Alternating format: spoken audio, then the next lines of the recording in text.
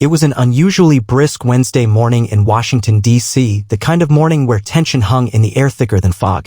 Inside the Rayburn House office building, media crews were already buzzing and coffee-fueled interns raced between hallways. A major congressional oversight hearing was scheduled to begin, one that was expected to delve into classified briefings, border policy failures, and alleged internal leaks from the Department of Homeland Security. But that wasn't what had people talking. What drew the attention of the American public, the media, and even late-night comedians was the unexpected showdown that was about to unfold between Congresswoman Jasmine Crockett, known for her fiery rhetoric and social media takedowns, and Karoline Leavitt, the poised and fiercely articulate White House press secretary under President Donald Trump. Karoline was invited to testify before the committee after she volunteered to clarify the administration's messaging on border security and the Ukraine aid dispute. She walked in gracefully, dressed in a clean, professional blazer, her blonde hair neatly tied back. The media had painted her in many lights. Some admired her youth and strength in a cutthroat political arena, others dismissed her as nothing more than a PR puppet. But one thing was clear, she was a rising star, and she carried the weight of President Trump's administration on her shoulders. As Karoline took her seat, dozens of cameras focused in, flashing rapidly like strobe lights. The room quieted when the chair banged the gavel. "Let's begin," the chairman said sternly. "We call this hearing to order." Karoline began with her prepared opening remarks, her voice calm and direct. "I'm here today not just as the White House press secretary," she stated, "but as someone who believes the American people deserve truth. Not just noise and narratives. We are facing real threats, internally and externally, and this administration has nothing to hide." A few Republican members nodded approvingly. But Jasmine Crockett sat with a scowl. When it was her turn to speak, the Texas Congresswoman leaned forward into the microphone. She didn't wait for pleasantries. Well, she said slowly, her southern accent dripping with sarcasm. "I see the Trump administration sent us there, spokesperson-in-chief. Or should I say," Jasmine paused for effect, then added with a smirk, "Barbie with a podium." Gasps echoed around the room. A few aides covered their mouths. The chairman's eyes went wide. Even some Democrats shifted uncomfortably in their seats. Karoline blinked. Her lips parted slightly as if caught between offense and amusement. But she didn't flinch. She looked directly at Congresswoman Crockett and, with a voice like steel wrapped in silk, responded. "Well, Congresswoman, if being articulate, prepared, and professional makes me a Barbie, then I'll wear that label proudly, because at least this Barbie doesn't need cue cards to defend her country." The room exploded in murmurs. Jasmine narrowed her eyes, surprised by the quick retort. Karoline had delivered it without raising her voice, without even leaning into the microphone. Just calm, direct, and devastating. The moment was clipped and broadcast by every major network within the hour. Social media caught fire. Hashtag Barbie with a podium trended on X, formerly known as Twitter. Conservatives championed her as the new face of dignified resistance. Liberals were split. Some said Jasmine went too far, others applauded her for calling out perceived tokenism. But one thing was certain, Karoline Leavitt wasn't going down quietly. This was just the beginning. The next morning, America woke up to a political firestorm. Cable news channels lit up with the confrontation. Conservative outlets hailed Karoline's response as a masterclass in grace under fire, while progressive commentators debated whether Jasmine's jab was a necessary provocation or a damaging distraction. Clips of the exchange played on loop, and talking heads weighed in like it was a heavyweight boxing match. "Karoline Leavitt is no Barbie," declared Fox News host Laura Madison. "She's a bulldozer in heels, and she just ran over Jasmine Crockett." CNN's Dana Rollins offered a different take. "Jasmine's comment was inappropriate, sure. But let's not pretend this White House hasn't used image over substance since day one." As the media blitzed on, Karoline returned to the White House and kept her composure. She did what she always did, prepared for the daily press briefing, organized statements, and met with President Trump in the Oval Office. Trump himself was amused. "That was tremendous," he said, shaking his head and smirking as he leaned back in his chair. "You turned that little insult into a campaign slogan. We ought to print that on mugs. Barbie with a podium. Hell, sounds like a bestseller." Karoline chuckled, brushing it off. But even she couldn't deny how much traction the moment had gained. People were rallying behind her, especially young conservative women, who said her strength and intellect defied shallow stereotypes. But things took a darker turn that afternoon. Jasmine Crockett, apparently emboldened by her base on social media, went live on Instagram from her office. "I said what I said," she told her followers, eyes defiant. "The Trump administration is always throwing women into roles just for optics. You can dress someone up in pearls and pumps, give her a microphone and pretend it's leadership, but that don't make her qualified. That makes her a mannequin." The reaction was instant. Thousands flooded her comments. Some in support, but many outraged. The backlash wasn't just partisan anymore. Even members of her own party began to distance themselves, especially after a statement from the National Organization for Women criticized the tone of her remarks. The press demanded a response from Karoline. As she stepped up to the White House briefing room podium that evening, reporters leaned forward, hungry for a quote. Cameras zoomed in. "Miss Leavitt, do you have a comment on the Congresswoman's latest statement calling you a mannequin?" shouted a reporter from the back. Karoline paused. She looked directly at the reporter and spoke slowly, choosing every word carefully. "America is a country where women should be judged by the strength of their minds and the clarity of their values, not the volume of insults hurled at them. I'm here doing a job I earned. Not because of what I wear. Not because of what I look like. But because I have the courage to speak hard truths and stand in this arena every single day." Another reporter followed up, "Do you think Congresswoman Crockett owes you an apology?" Karoline didn't blink. "That's for her conscience. Not mine." The room fell silent. A few reporters even nodded subtly, moved by her dignified response. That night, the clip aired again. This time, even those who disagreed with Karoline politically had to admit she had handled the attacks like a seasoned pro. A young college student in Pennsylvania tweeted, "I'm a Democrat, but I'm also a woman." And watching Karoline Leavitt get up there and not fold, that hit different. A moment had begun to form. Karoline wasn't just defending the administration anymore. She was becoming a symbol of something bigger. As the dust settled over Washington, D.C., the rest of the country was far from calm.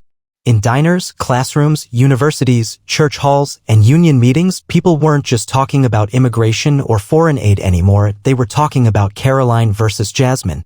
Mainstream TV anchors compared the moment to iconic face-offs in American political history. "It's more than two women arguing," said NBC's Ellis D'Angelo. "This is a cultural crossroads, style versus substance, identity politics versus individual merit, old Washington versus the new rising class." On college campuses, student groups hosted debates and panel discussions about the exchange. One professor of political communication at the University of Michigan said during a televised forum, "Karoline Leavitt represents a kind of modern conservative woman we haven't seen before. She's not Sarah Palin, she's not Ann Coulter, she's media-savvy, calm under pressure, and policy-focused." The insult was meant to belittle her, but instead, it amplified her. Meanwhile, Jasmine Crockett dug in. In an interview with MSNBC, she refused to walk back her words. "Look, I'm tired of the same old game," she said. "You throw a pretty face in front of a crisis and hope no one asks questions. Well, I asked one, and suddenly I'm the problem." But as the public reaction deepened, cracks began to show, even within Jasmine's own ranks. A well-known Democratic strategist tweeted, "I admire Jasmine's passion, but this isn't a time for personal attacks. We're better when we rise above, not punch down." Karoline, on the other hand, was quietly invited to appear on 60 Minutes. The interview aired on Sunday evening. Seated in a navy blue dress under soft studio lighting, Karoline was poised, deliberate, and thoughtful. When asked by journalist Dana Coates if she ever expected the insult to go viral, she smiled faintly. "I didn't, but I also didn't let it shake me," she replied. "Because I know who I am and I know why I'm here. I didn't walk into that chamber to trade insults. I walked in to represent an administration that's trying to do its job in the face of relentless noise." Coates leaned in. "Do you think Jasmine Crockett is part of that noise?" Karoline didn't hesitate. "I think she's talented and I think she's better than the insult she gave. But if she chooses to fight with labels and nicknames, I'll still show up and do my job. Because America doesn't need Barbie or bulldogs, it needs leaders." The interview reached over 8 million viewers. Polls released the next day showed Karoline's favorability among independents had jumped 15 points. Even some left-leaning publications published op-eds titled, "You don't have to agree with her to respect her." Back in Texas, Jasmine was feeling the heat. A leaked email from her communications team revealed panic over the damage to her image. One staffer wrote, "We underestimated how well she would handle it. We need to pivot fast." But the story was already snowballing. In the days that followed, Karoline was asked to speak at 3 major women's leadership conferences. Not just conservative ones, but bipartisan ones. She accepted all 3. Meanwhile, President Trump, always eager to seize momentum, invited her to stand beside him at a rally in Florida. When he introduced her to the crowd, the roar was deafening. "She's not just Barbie with a podium," Trump shouted over the cheers. "She's G.I. Jane with a brain." The crowd erupted. Karoline stepped up, smiled, and said just 5 words, "Let's get back to work." And the crowd chanted her name. In less than a week, a casual insult meant to diminish her had elevated her into national consciousness. And Jasmine? She was about to face a reckoning, not from Karoline, but from within her own party. By the second week after the explosive hearing, the political landscape was shifting in real time. While Karoline Leavitt basked in newfound national attention, Congresswoman Jasmine Crockett was wrestling with growing dissent within her own party. At a private strategy session in a Washington, D.C. conference room, several senior Democratic leaders gathered with Jasmine's top aides. The mood was tense. "We have to address the fallout," said one veteran strategist, his voice low but firm. "The public backlash to the Barbie with a podium comment is hurting our image. We're supposed to be the party of dignity and respect, not petty insults." Jasmine sat silent for a moment, her jaw clenched. She knew her supporters admired her toughness, but the optics were shifting dangerously. Another senior congresswoman from the leadership team leaned in. "Look, Jasmine, your passion is undeniable, but the political narrative is moving against you. We need you to dial it back, or risk alienating moderate voters." Jasmine sighed, feeling cornered. She cared deeply about her causes: social justice, economic equity, and challenging the Trump administration's policies. But this confrontation had spiraled beyond her control. Later that day, Jasmine posted a carefully worded statement on social media. "I stand by my commitment to holding this administration accountable. But I also respect Karoline Leavitt's professionalism and dedication. My words were meant to critique policy, not demean character." The statement sparked a fresh wave of commentary. Some applauded the maturity, others saw it as backpedaling. Meanwhile, the White House took note. Karoline was summoned back into the Oval Office for a private meeting with President Trump. "Karoline," Trump began with a grin, "you handled that circus like a champion. I want to put you in charge of the communication strategy for the upcoming midterms. It's time we take this energy and turn it into votes." Karoline nodded thoughtfully. "I'm honored, Mr. President. But if we're going to win, we have to focus on clear, honest messaging.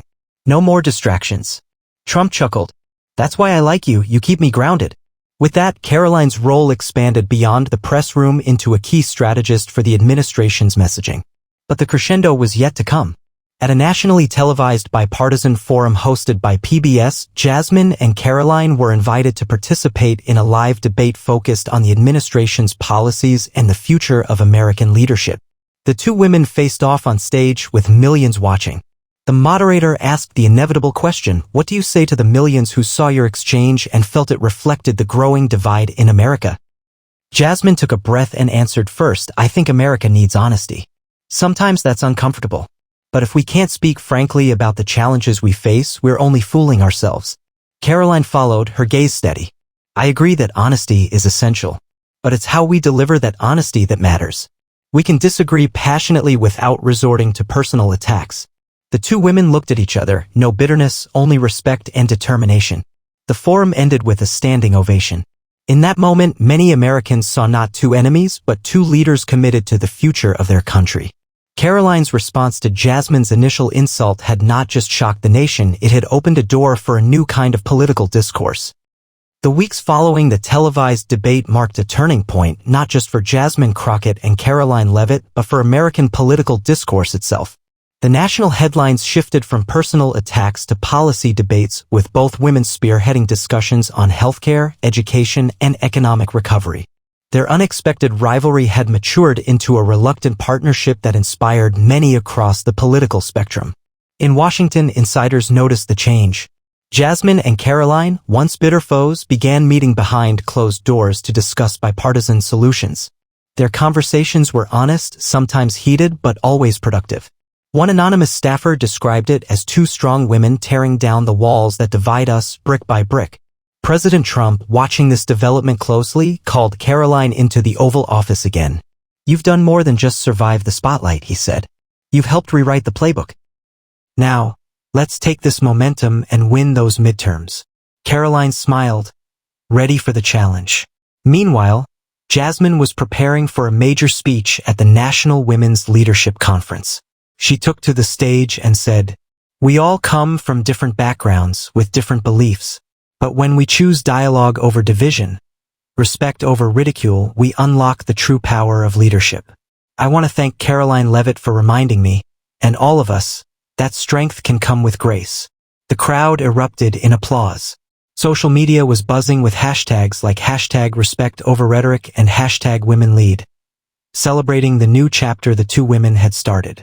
For the American people, the spectacle that began with an insult had transformed into a symbol of hope, a reminder that even in the most polarized times, respect, resilience, and dialogue could bring the country closer together. As for Karoline and Jasmine, their story wasn't just about politics anymore. It was about proving that leadership wasn't about winning fights or scoring points, it was about lifting a nation. And in the years to come, their unlikely journey would be remembered as one of the most defining moments of a political era marked by division and the hopeful bridge built by two formidable women.